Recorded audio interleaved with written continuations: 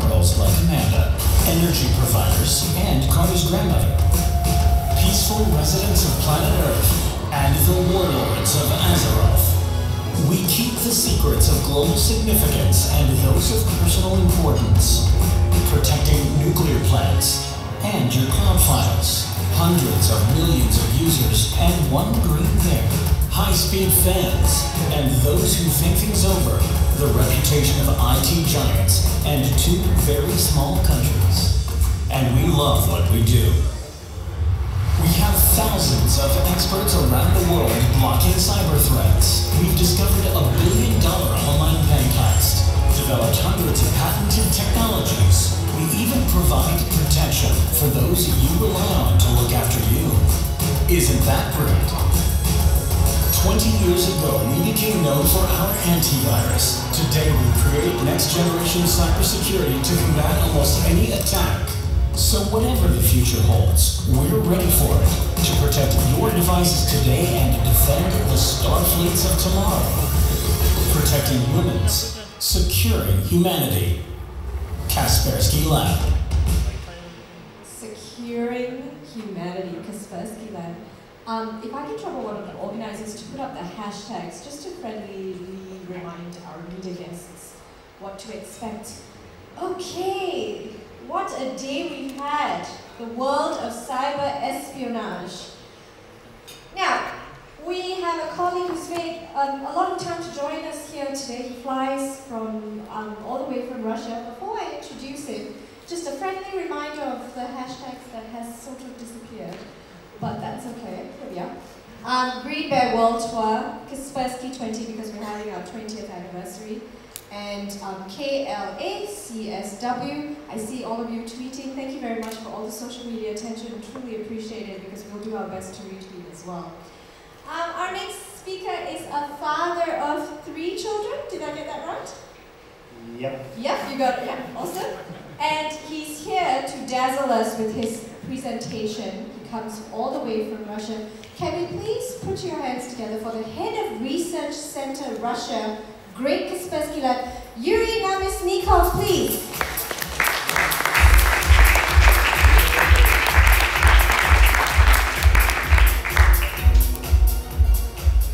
Good day, everyone. Thank you for inviting. Thank you, everyone, for being here. My favorite part of the job is actually not reversing the code and not helping people chasing bad guys. My favorite part is connecting to the dots. Because we can see the whole picture. We can, by digging deeper, we can take, we can see what others can see, and it's very, very interesting. And what we see right now is a tectonic shift in APT campaigns around the globe. It's kind of different angle of what you heard today. It's just another opinion. Every researcher has his own opinion, and this is just another one for you. So let's start from the very, very beginning. The nature of threat. You know, in 2003, all the threats were very, very simple. In most cases, it was just hooligans in your network, some viruses that sent via email, and in most cases, the damage was something like my inbox is overwhelmed with spam. Then in end of 2008, 7, we saw that it was a big shift from hooligans to financial motivated malware. In most cases, it was attacked against internet banking users, mobile banking users, and so on and so on. And now, what we are doing is attacks against big companies, target attacks. Still, there are a lot of attacks against users. So we can use our famous pyramid. At the bottom, it's still 90%. It's still traditional cybercrime. Everyone faced it. Everyone knows what it is now. Like 9.9% is targeted attacks against organizations, and it's like, yeah, it's in most cases paid attacks, mercenaries. Sometimes it's nation states, but yeah. And in the top of this pyramid, it's APT campaigns, cyber weapons, top-notch malware. Why it is important to research all three? Because they all learn from each other. And sooner or later, the methods, techniques, all the stuff from top of this pyramid will be used by targeted attack groups and then by traditional cyber criminals. So what we see now is that all these groups are now involved in financial attacks. So first proof, so it all started like several years ago. It all started from Carbonet Group, who were using part of code that is was developed long time ago to attack internet banking users. But they started to attack not users of a bank, but banks itself. And they stole a lot of money from banks. And it was only the tip of an iceberg. Because, like I said, all the criminals learn from each other. And the criminals understood that all banks, like 11,000 banks, are connected. And they are connected through SWIFT system. Which means if you know how to manipulate with this system, you can do pretty much everything in any bank. Yeah, everybody knows this thing happened, yeah? Back in this bank, Lazarus Group, all this stuff, like they tried to steal 1 billion, made a mistake, like a typo. That's why they stole around 80 millions only, but still it was a big heist. Yeah. What when we analyzed this attack, we spotted a small interesting thing. Sorry. First of all, they attacked SWIFT. Yeah. They get hands on SWIFT server inside of bank. They were able to bypass security of SWIFT software. They modified SWIFT print out all the transactions that were performed by bank during the day. They somehow manipulated this print and removed all their transactions from printing. They also removed their transactions from the database. So everything was well prepared, and if not a mistake, they would be able to steal $1 billion. But for researcher, as always, there is small dots to connect. So who did it? And we spotted a small intersection. Intersection in a wipeout function. Is there anyone with a programming background in the room? A bit of programming background? Yeah, I think so. So how do you remove files?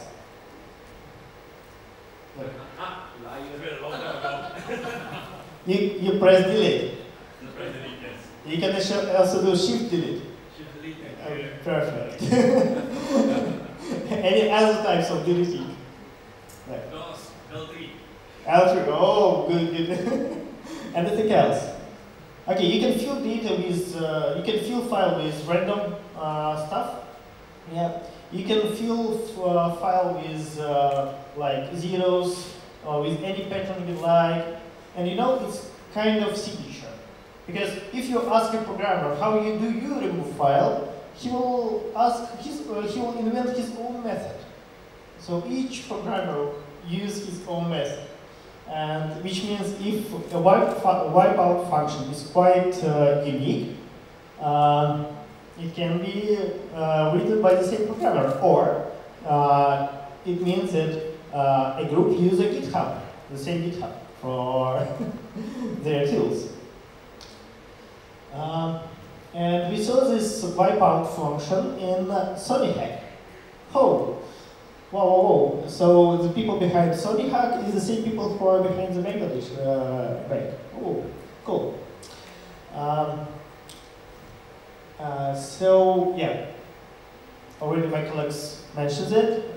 So we connected these two dots and understood that people behind like big campaigns, cyber espionage campaigns, they're also like funding their campaigns by robbing banks and other users. So also like doing cryptocurrency mining, attack Bitcoin exchange, and so on and so on. So it's a new way of funding cyber offensive operations. Why don't you use the same tools just to like steal money and continue operations? Good idea. And Bangladesh was just like a first example. Then it happened in Vietnam, it happened in India, it happened in Poland, and many other countries. For example, in Poland, we were able to stop their activities. We contacted the bank before they were able to withdraw money. And after analysis, we were able to connect one more dot. It's still the same guys who are behind Bangladesh bank heist. So it hit the headlines. NSA officials suggest North Korea was copied in the Bangladesh bank heist. Okay, everyone knows now it's South Korea. What would do, or North Korea, sorry. Friends, sorry. You have the same like language, same time zone. Yeah. So, what would criminals do? How to like move in, all the researchers in the wrong direction? Use false flags. And in current situation, it is the simplest way to wave a false flag is to add some Russian words in your code. If you think like you need to mask your operations, just say blame Russians. It's easy. So what they did, they added some after these publications. They added a lot of Russian words in their code, but unfortunately, they're not native Russian speakers, and they used Google Translate. Yeah. And we use different translation in Russian. So it didn't work well, but yeah, nice try. So banks, bitcoins, ATMs, and even they steal from people who steal from other people. Yeah. Who remembers this date? What is this date? It's not my birthday. No. Any guess? May 12th. Star Wars. Yeah. Oh yeah, WannaCry Day. Exactly.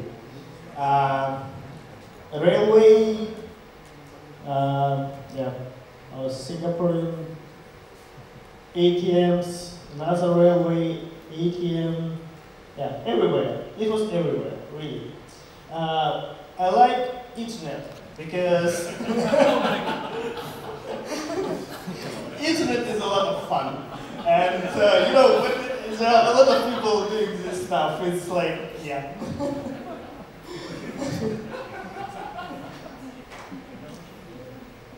Some next-gen technologies, HoloLens with WannaCry embedded. Yeah.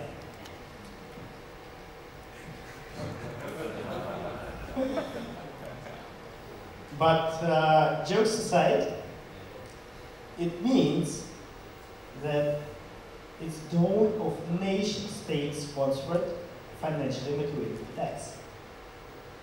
Because WannaCry was developed once again by nation-state-sponsored group. Yeah, this is our map, like, but not map, but number of infections that we see. This is number of infections that we see malware. And you remember my first slide with this pyramid? And I said is that sooner or later, all the technologies that were developed by top triangle will be used by other criminals. This is an example. So they used leaked exploits from shadow broker bank to spread malware. Yes, it was patched by Microsoft like 3 weeks ago before start of WannaCry. But let's be like everyone, like nobody patches their systems, especially in corporate environment, and this is a big problem.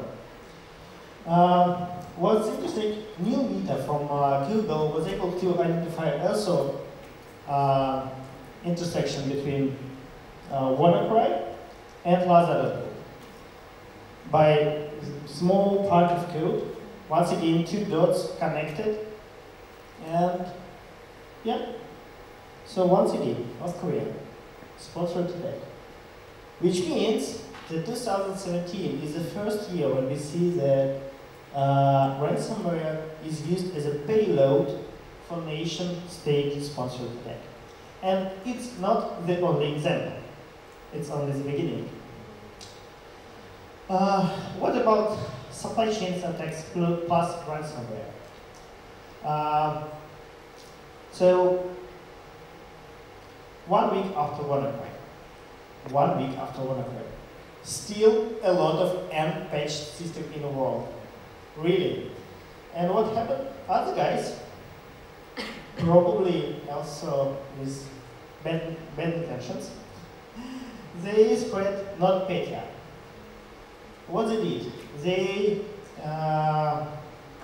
were able to replace updates from accounting software, financial software used by many companies in one country, in Ukraine, Middle.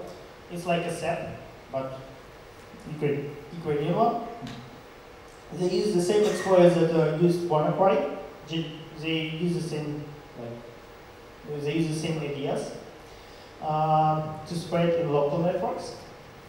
And as a payload, once again, ransomware. And they said, okay, ransomware, it means that they want money. That's true, yeah? Ransomware is encrypt your data and ask for money. Very simple concept. But it's not the end of the story. As I told you, it's just the first example. They have not implemented any decryption functionality, which means it's not ransomware. It is truly wiper attack. So they had no intention to get money. Okay, it was like a covert operation. So they masked their operation as a ransomware, but the true intention was to just destroy infrastructure of companies that use MIDOC software. By the way, the attack happened like 1 day before Independence Day in Ukraine. So, is it state-sponsored? Good question. No direct ties, but like several ideas come to your mind. It was an example of supply chain attacks plus financial institutions, plus ransomware. What about supply chain attacks and financial institutions? 1 month ago, a bank called us and said, hey, hello Kaspersky, how are you doing? There is something bad happens in our card DB. Can you take a look, please? And we also spotted that our 2 computers in the processing center send strange DNS requests. We said, okay, it's a kind of job for Kaspersky. We took a look, and we found out that this popular software was sending these requests, and we were very, very confused because it is used by like hundreds of companies around the globe, and we downloaded this software from official website, and it was infected already. So we contacted company the next day. Sorry, so for spoiling your Friday, Saturday, Sunday. Yeah, and it appears that these guys, they were able to infect this software, and they attacked several financial institutions in different countries to get data and maybe money. So this is like another example of what bad guys capable to do. And the primary target was banking and financial sector. Good news that the company answered to us very fast. They removed all the affected binaries from website just in a matter of hours after our call. And now it is investigation. And we found several dots, as always.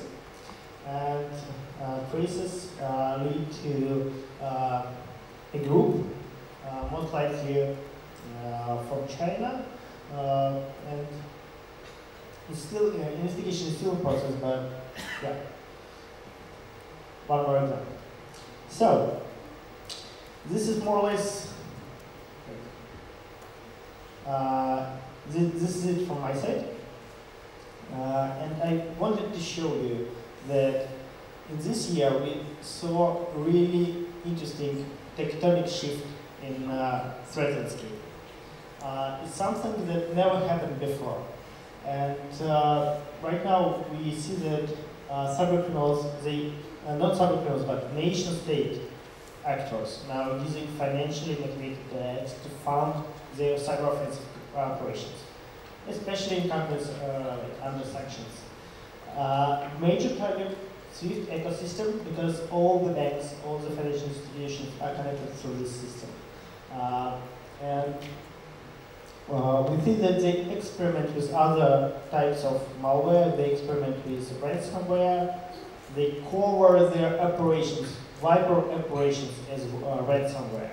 And they invent, like they learn from cyber criminals, traditional cyber criminals, and get their methods into and use them to perform operations. And all of that is very interesting, especially supply chain attacks, because when they are using this kind of attacks, many companies that using legitimate software update from a legitimate server and get infected. It's very hard to spot such attacks. It could be very targeted if they know what to replace. Yeah, it's very targeted, especially when we talk about like industry, heavy industry stuff, like software updates for PLCs, software updates for factories. They still can replace it and attack concrete targets. And they use mix and match tactics. So they can both do like they can use they can do supply chain attacks and attack financial institutions. They can do supply chain attacks and to use ransomware. This is what we see now. So thank you very much for your attention. Yury Namestnikov, everyone, from Russia.